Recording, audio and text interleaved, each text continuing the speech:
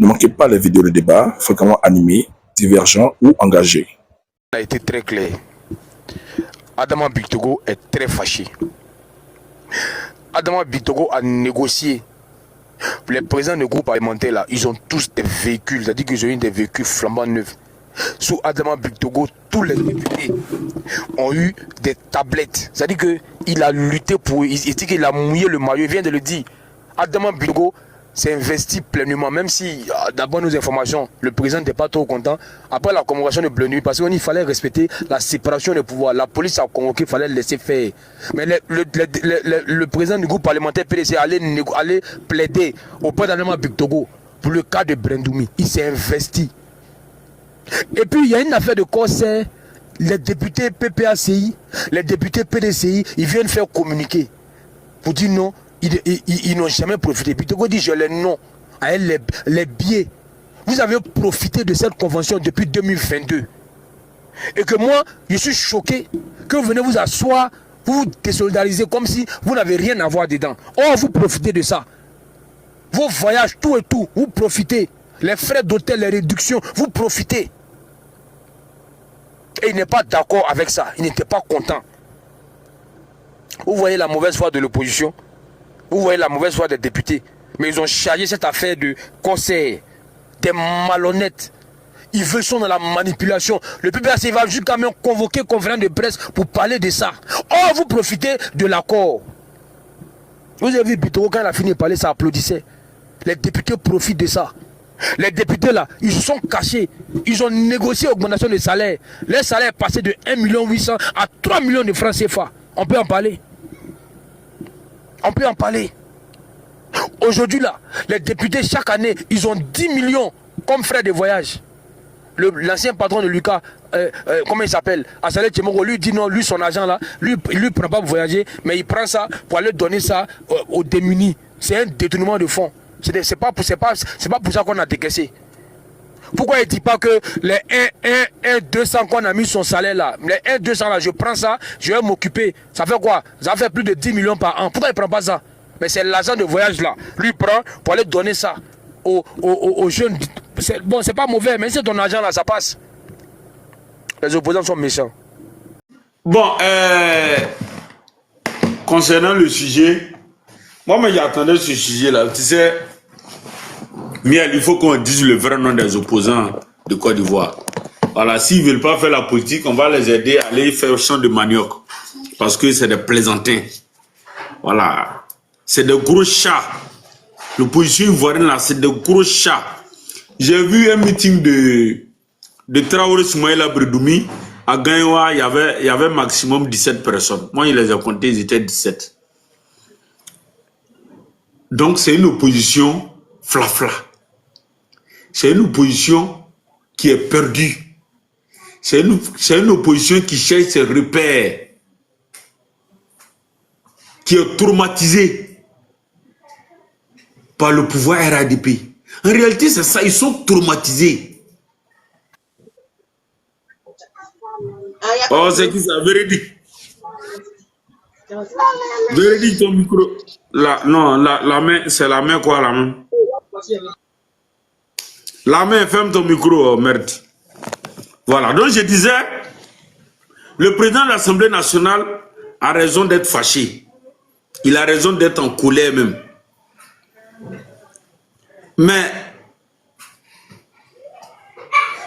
il se met en colère contre des gens qui sont inconscients. La réalité, c'est ça. C'est des gens qui sont inconscients. Parce que tu peux bénéficier d'un service. Tu peux bénéficier d'une réforme.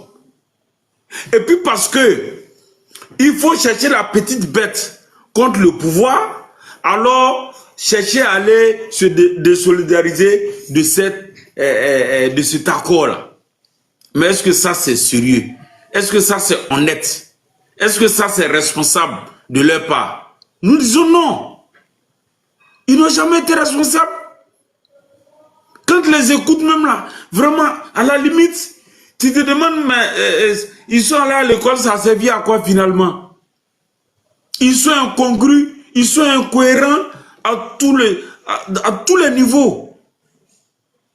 Mais c'est ce qu'ils sont en train de nous démontrer chaque jour.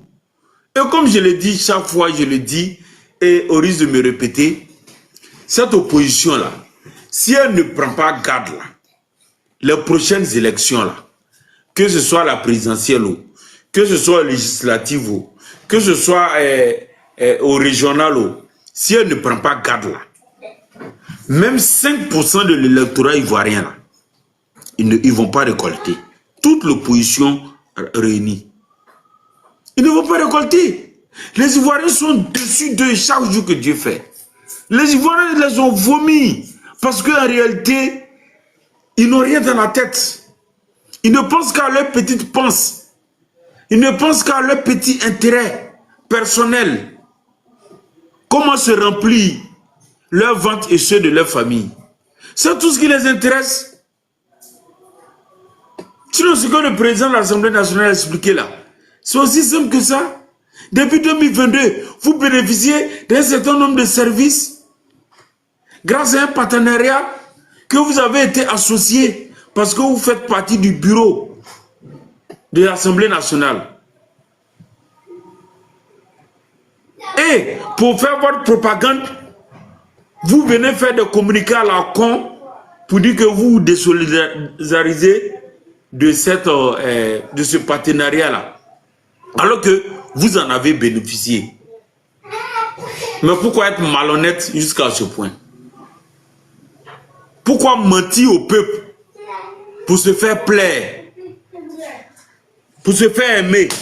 Pourquoi? Le peuple n'a pas besoin des menteurs pour les diriger. Le peuple ivoirien n'a pas besoin des menteurs. Le PDCI-RDA, comme le sieur Thiam est venu mettre le mensonge dans leur ADN, c'est malheureux de le constater, mais c'est ça. Il est venu mettre le mensonge dans l'ADN du PDCI. Ça veut qu'ils sont devenus tous des menteurs. Ils sont devenus tous des pafloteurs, des manipulateurs. Et c'est malheureux de constater qu'aujourd'hui, le prix Nobel de la paix, il décide de le boycotter. Mais moi, ça ne m'étonne pas venant du sieur Thiam. Parce qu'en réalité, Thiam n'aime pas la Côte d'Ivoire. En réalité, il est jaloux des performances actuelles de la Côte d'Ivoire. Parce que, je rappelle qu'il est sénégalais d'origine. Et aujourd'hui, la Côte d'Ivoire est en train de damer le pion au Sénégal. Il est aigri. Il est aigri. Voilà. Donc, il est obligé de patauger. Bonsoir, mon grand frère. Mon grand frère, tu es là? Excuse-moi, il y a un élu qui est arrivé, là, on devait le recevoir hier. Il va prendre la place de quelqu'un pour le faire monter. D'accord. Il y a Véridique, même Véridique aussi, son réseau n'est pas bon. Ok. Moi, mon rouge, là, je vous ai dit de ne pas tenir compte de ça. Laissez mon rouge là comme ça. Si vous pouvez faire ça, on a compris. Ne le prenez jamais pour prétexte. Non, c'est un rouge performant, on dirait. Voilà. C'est un rouge performant.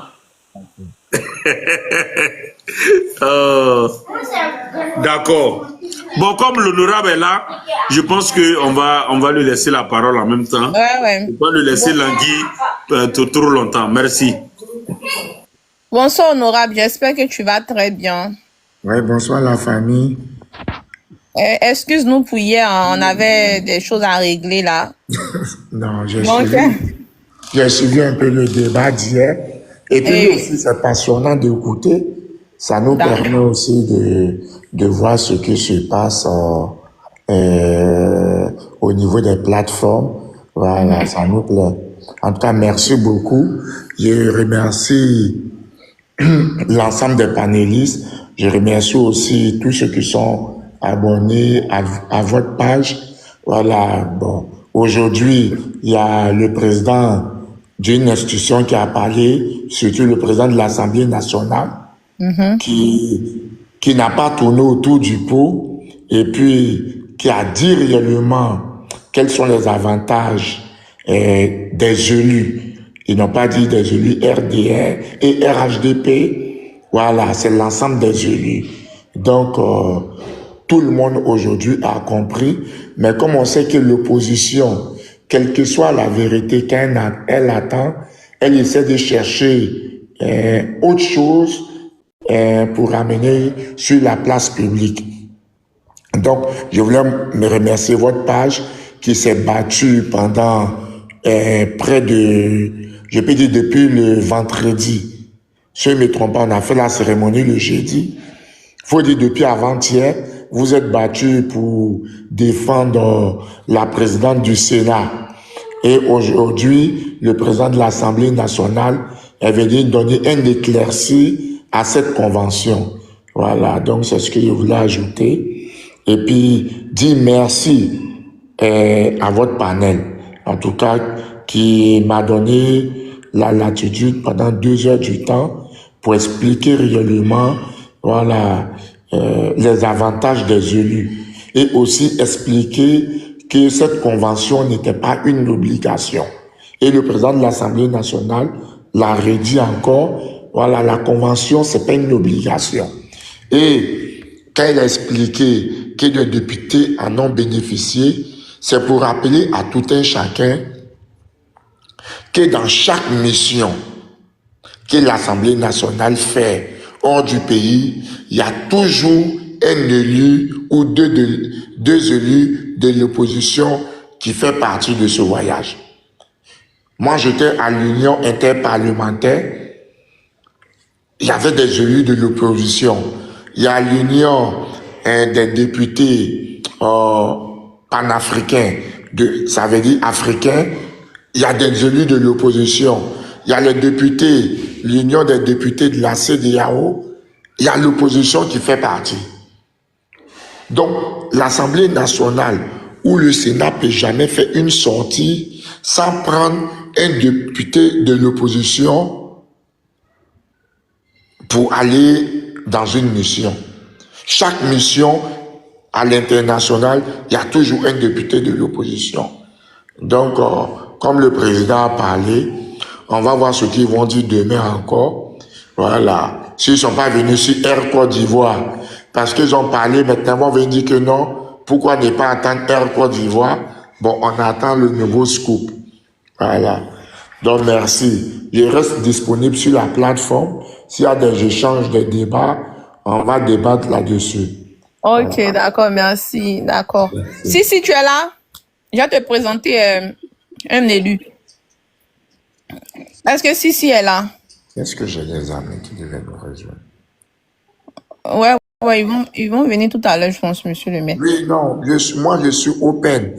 Laissons les gens parler. Moi, je reste sur la plateforme. Voilà, on va d'accord. S'il y a des gens qui ont des questions à vous poser, tout et tout, voilà, il n'y a pas de souci. Voilà, et puis peut-être on va parler aussi après dans les divers par rapport au congrès du mois de juin. Voilà. Moi-même, à partir du samedi, dans la région de San Pedro aussi, nous, on a le congrès, voilà, pour soutenir la candidature du président de la République. Voilà. Voilà. Nous, c'est le 14 juin. Vous, c'est le 14 juin. On va prier. Si on a un bout de temps, peut-être on va aller là-bas pour vous soutenir aussi. Donc, je reste ouvert sur la plateforme. Ok, voilà. Vous pouvez vous muter. Il y a des questions. Voilà. Ok, Boloy, tu es là? Je suis là. Oui, tu as des questions, je sais pas, c'est quel genre de réaction tu voulais apporter? Il y a juste une prise de parole et puis monsieur le maire pourra répondre. Je vais faire une prise de parole par rapport au sujet. Vas-y, à ton aise. Ok, il n'y a pas de souci. Bonsoir, monsieur le maire. Bon, Yaya Koulibaly, si je ne me trompe pas. Je ne vois pas le reste de votre nom. Oui, c'est le maire de Grabo, Yaya Koulibaly. Ah, d'accord. Bon, merci de nous faire l'honneur de votre présence sur ce panel. Et bon, on essaiera avec vous d'avoir certaines réponses que nous n'avons pas. Et bon, j'ai une intervention à faire et je vais tant bien que faire se peut de trouver des mots pour ne pas dériver ou me déraper. Parce que je ne suis pas en accord avec la décision, mais bon, j'y vais. J'ai entendu monsieur Bictogo, le président de l'Assemblée nationale, aussi maire de Yopougon, dans ce qu'il disait, bon, c'était comme une sorte de réprimande. Bon, c'est comme ça que je l'ai perçu. Et j'ai entendu l'expression je fais tout pour vous mettre à l'aise. Et moi, ça m'a étonné. Je ne sache pas que les députés qui sont à l'Assemblée nationale ou les sénateurs, bon, encore je dis les députés, les sénateurs, les maires, je les mets un peu à côté. Pas parce que vous êtes là, mais parce que je pense que vous travaillez un peu plus. Mais les députés, les sénateurs, qu'est-ce qu'il faut pour qu'ils soient encore plus à l'aise? Et je le dis pour tous les partis politiques. Qu'est-ce qu'il faut pour qu'ils soient plus à l'aise? Je ne comprends pas comment des gens qui sont payés 3 millions, bon disons 2,5 millions, qui ont une prime d'installation de 10 millions, demandent encore à avoir des privilèges pour être à l'aise. Dans nos États pauvres, là, les privilèges... Bon, monsieur le maître, laissez-moi aller au bout, mais vous voulez réagir, je ne sais pas. Non, il Ah, ok, d'accord, non. Comme son micro est ouvert, c'est pourquoi. Ah, son micro est ouvert. Ah, il va se muter. D'accord. Comment dans nos États aussi pauvres, on peut comprendre qu'un député touche 30 fois le SMIC? Est-ce que les gens trouvent ça normal? Alors qu'en France, si je ne me trompe pas, le salaire, le SMIC, je crois, est de 1200 ou 1300. Le salaire d'un député, je crois, c'est 5000 et quelques, et avec tous les frais, on avoisine près de 7000. Donc, si on veut faire un petit ratio, c'est peut-être 5 fois le salaire, le plus petit salaire que le député touche. Mais en Côte d'Ivoire, ici, c'est 30 fois le salaire, le plus petit salaire, alors qu'on est dans un pays pauvre. Et en plus de ça encore, les députés veulent des avantages, veulent des privilèges. Au nom de quoi ils vont avoir des privilèges de plus? Et ce que je dis là, je le dis pour tous les partis politiques, parce que tout à l'heure, quand Ado a parlé, il a pris sa carapace et RHDP, il s'est accroché à ça, il a dit que l'opposition est hypocrite. Non, tous les députés sont hypocrites. Eux tous. Je le dis même les députés de mon camp. Pourquoi vous allez toucher plus de 3 millions et une prime de 10 millions d'installation? J'ai entendu par ailleurs qu'ils touchaient des primes trimestrielles, mais ça, je ne suis pas sûr. Et encore, vous allez demander des réductions sur vos voyages. Non, vous touchez 3 millions, vous touchez beaucoup d'argent. Payez vos voyages avec. Parce que le citoyen lambda, là, lui, il ne touche pas autant que vous touchez. Ça fait quoi si on vous paye 1 million et que vous prenez l'autre million pour payer vos charges? En fait, j'arrive pas à comprendre le cheminement financier qui fait que des gens qui sont censés nous représenter n'ont pas les mêmes réalités économiques que nous. J'ai pas envie qu'un député dorme dans 6 bois, bien évidemment. Je veux qu'il ait une vie bien décente. Mais jusqu'à ces extrêmes-là, jusqu'à 30 fois le petit salaire, c'est trop dans notre pays aussi pauvre. Et monsieur Big Togo, il a parlé de corset et tout. Mais bon, je respecte beaucoup monsieur Big Togo, mais corset, c'est pas le sujet. Ce qui s'est fait en cachette là, les privilèges qu'ils ont en cachette dont on n'est pas informé là.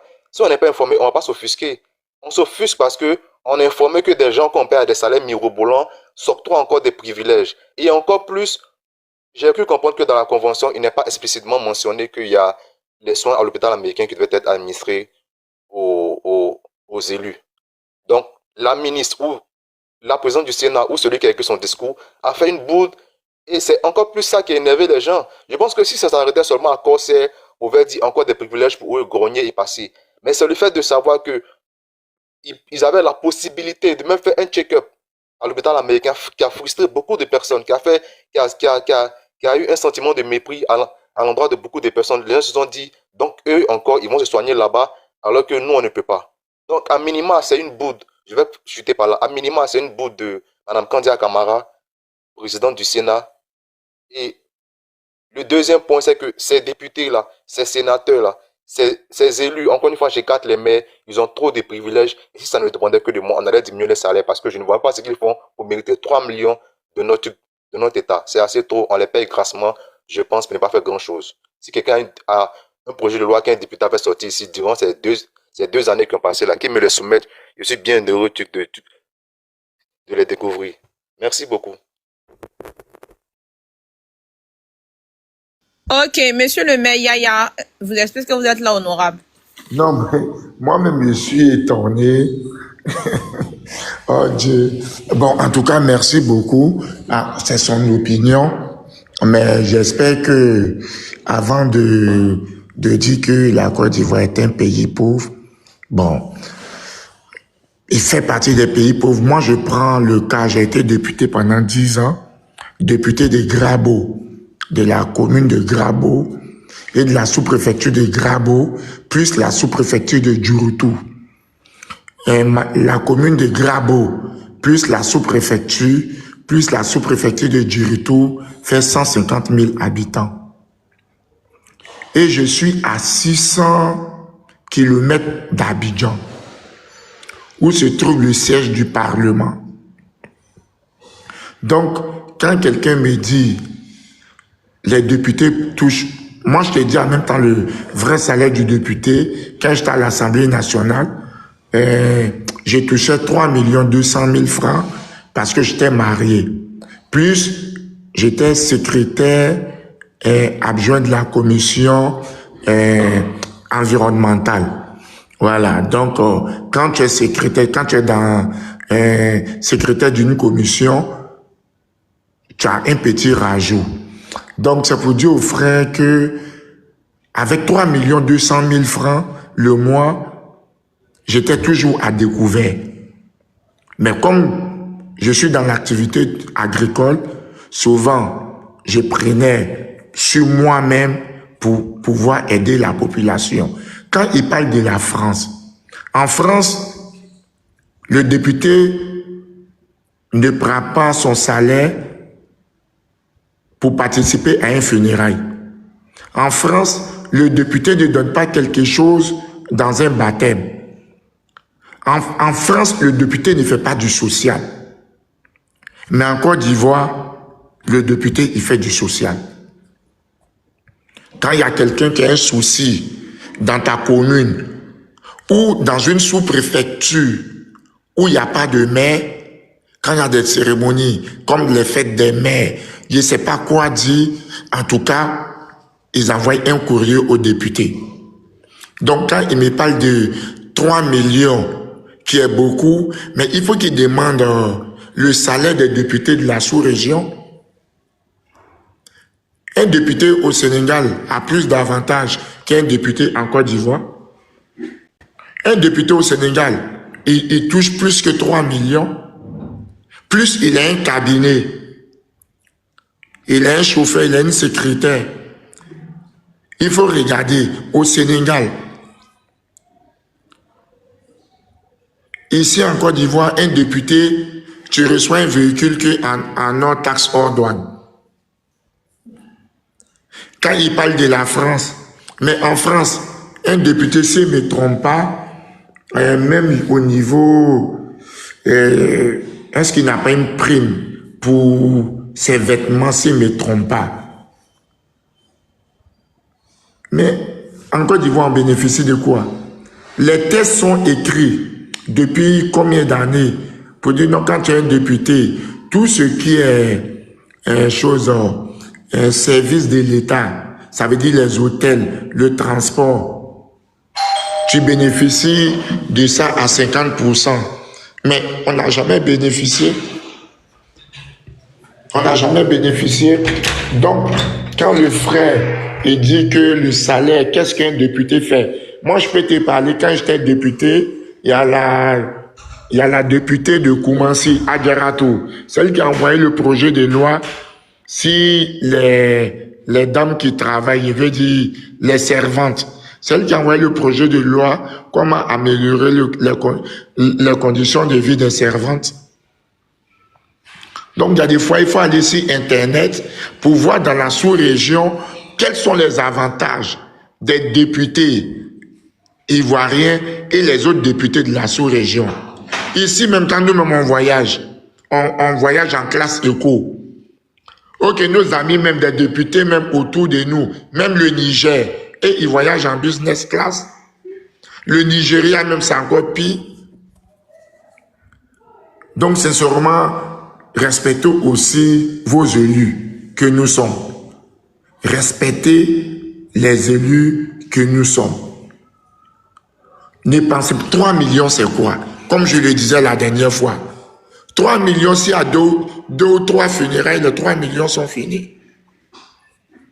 En France, un député ne fait pas du social. En Côte d'Ivoire, c'est un député, il fait du social jour et nuit. Je peux dire que c'est des postes honorifiques, que bon, peut-être quand tu te suffis, tu te dis non, comme je fais du social, je peux défendre les populations. sans cet argent, quand tu prends là, en quelques jours, c'est fini. Donc, c'est pour dire aux frères, avant de vilipender un député ivoirien, essaie d'aller sur Internet pour voir les députés au niveau de la sous-région là. Quels sont les avantages par rapport aux députés ivoiriens? C'est ce que je voulais ajouter. Voilà. Maintenant, peut-être si j'ai oublié quelque chose, s'il peut me rappeler, parce que moi-même, de la manière qu'il a parlé, sincèrement, je suis étonné. Voilà. Ici, nous, on fait du social avec ce qu'on gagne. Matin, midi et soir, on fait du social. Voilà. C'est ce que je voulais ajouter. Si en France, un député fait du social, qu'il me montre. Ici, on fait du social. Le premier jour où tu es élu, jusqu'à la fin de ton mandat, où ils vont dire, il y a les élections là, tu fais que chaque jour distribuer de l'argent. C'est ce que je voulais ajouter. Maintenant, il peut regarder sur Internet quels sont les avantages des députés au Sénégal. Il peut regarder quels sont les avantages du député ou du sénateur au Ghana, quels sont les avantages du député ou le sénateur au Nigeria, même au Niger, même au Mali. Mais ici, chaque jour, chaque fois, quitter Grabo pour venir à Abidjan, on est obligé de louer des maisons secondaires ici à Abidjan. Et puis, on nous parle de 3 millions, que c'est beaucoup pour un élu. Ah, c'est ce que je voulais ajouter. Maintenant, le frère, si je n'ai pas répondu à une question, si tu peux me rappeler. Ok. Non, c'est de ça il a parlé, je pense. Est-ce qu'il y a quelqu'un d'autre qui a une question pour monsieur le maire par rapport à la situation actuellement où... Est-ce qu'il y a quelqu'un qui a une question ou...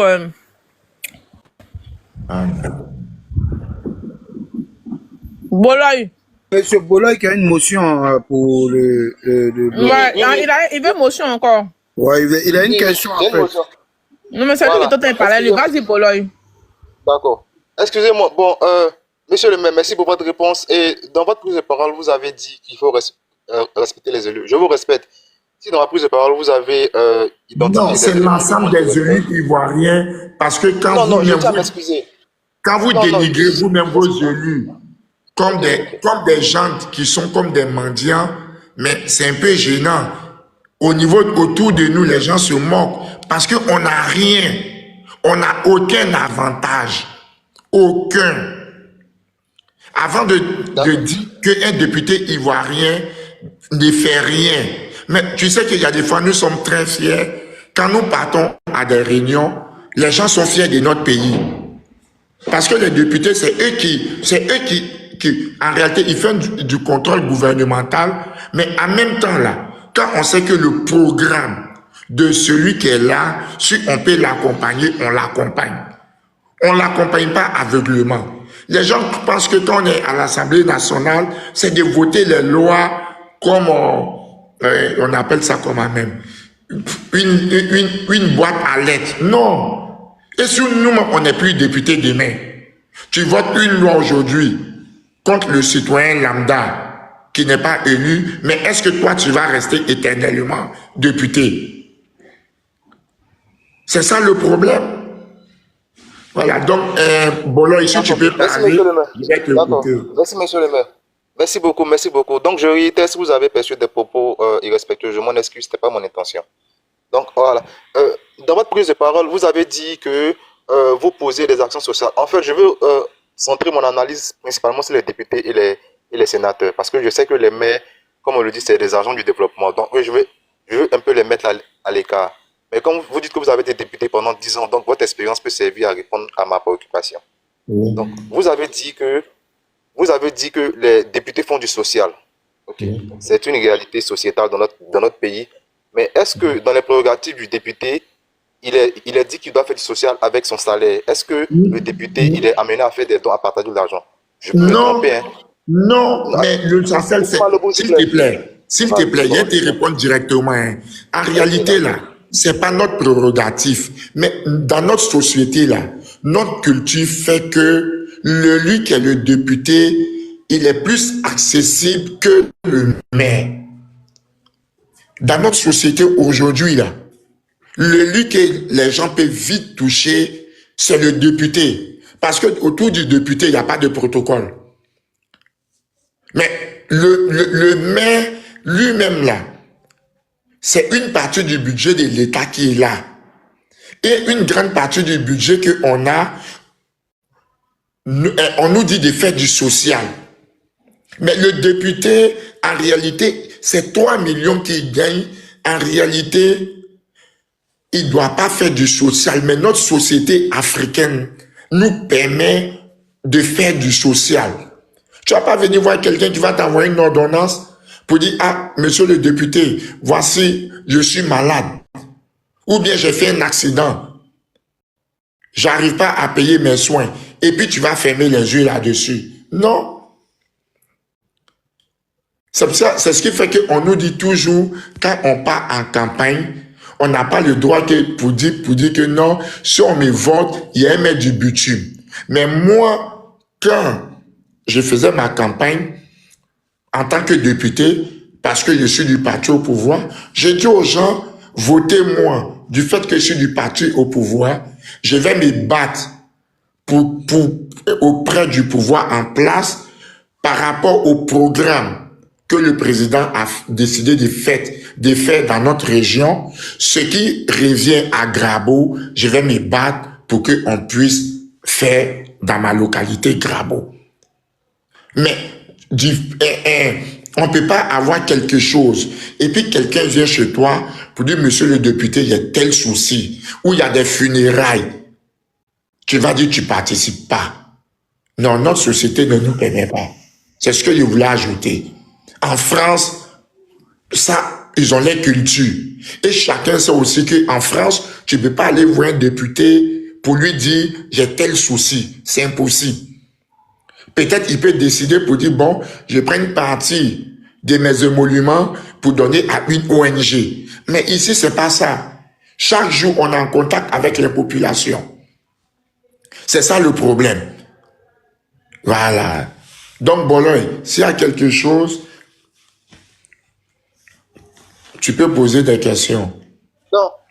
Merci beaucoup, monsieur le maire. J'attends mon autre tour de parole. Merci de m'avoir répondu et bienvenue parmi nous. Mais aussi, le conseil aussi que je voulais donner, avant de nous juger, essayez d'aller sur des plateformes et sur Internet pour voir comment les élus de d'autres pays sont traités avant d'attaquer vos élus. C'est ce que je voulais ajouter comme mot. S'il vous plaît, faites ça. Faites ça.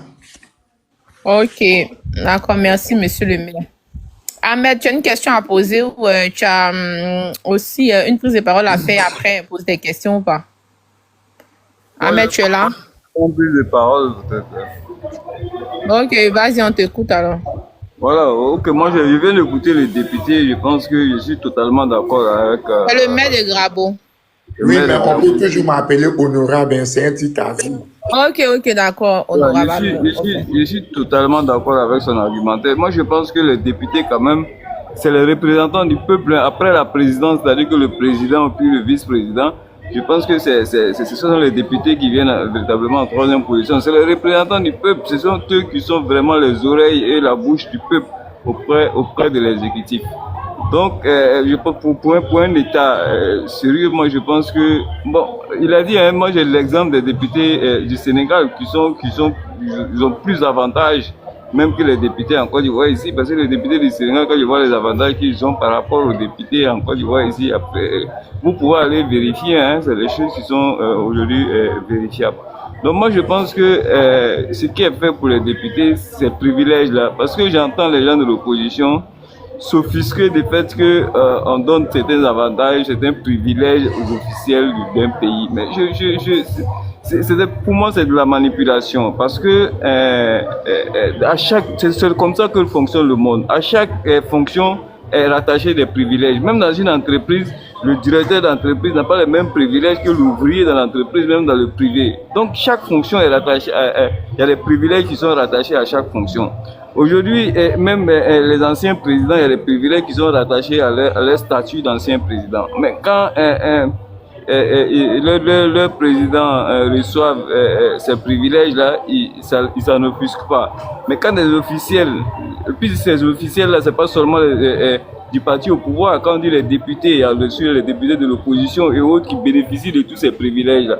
Mais aujourd'hui, en Côte d'Ivoire, notre opposition n'a véritablement pas grand-chose à se mettre sous la dent. Ils n'ont véritablement pas grand-chose à critiquer le pouvoir. Donc tout ce qu'ils trouvent sous la main, ils veulent véritablement utiliser et faire de la manipulation. Sinon, ce problème-là, je pense que ça ne devait même pas être sujet de débat. Ça ne devait même pas être sujet de débat parce que quand même c'est les représentants, nos représentants, c'est les représentants du peuple. Mais les gens sont dans la manipulation. Et le président de l'Assemblée nationale l'a dit. Il y a certains députés qui ont bénéficié de ces privilèges-là. Eux aujourd'hui, parce que c'est devenu, ils veulent rentrer donc dans la manipulation. Aujourd'hui, ils veulent se désolidariser de quelque chose dont ils ont bénéficié. Ils disent pas la vérité à leurs militants, puisqu'ils sont dans la manipulation.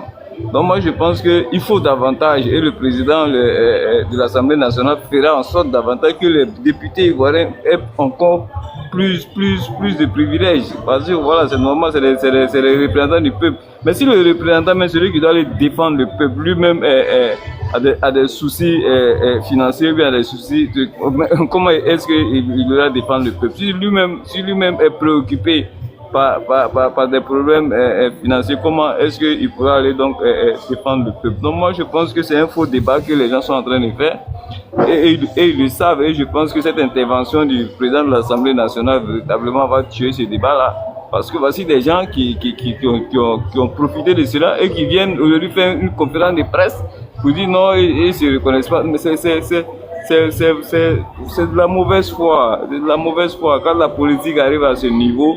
Je pense que c'est malsain. C'est malsain de pouvoir utiliser des choses et puis venir pour des raisons politiques, venir vomir véritablement tout ce que tu as eu à avaler. Moi, je pense que c'est, voilà. Donc, je suis totalement d'accord avec ce que dit le député. Je pense qu'on doit même accroître ces avantages-là. Et puis, tout compte fait, tout est venu du problème de corsaire. Mais tout compte fait, les officiels ivoiriens, que ce soit corsaire ou pas, effectuent toujours des voyages. Donc c'est une opportunité que Corsair a voulu véritablement saisir, et on proposait une belle offre à l'État de Côte d'Ivoire qui permettra de faire des économies. Mais qui n'aime pas faire des économies? Parce que tout compte fait, là, ces voyages-là auront lieu. Les officiels ivoiriens ont toujours voyagé. Donc, je pense que c'est une opportunité que l'État a donc saisi pour véritablement alléger ses charges. Mais ça encore, ça fait mal aux gens. Ça encore, les gens interprètent d'une autre manière. Véritablement, moi, je pense que notre opposition, s'ils n'ont pas véritablement des critiques envers ce régime-là, qui se contentent véritablement de chercher à proposer autre chose. Partage ton opinion en commentaire.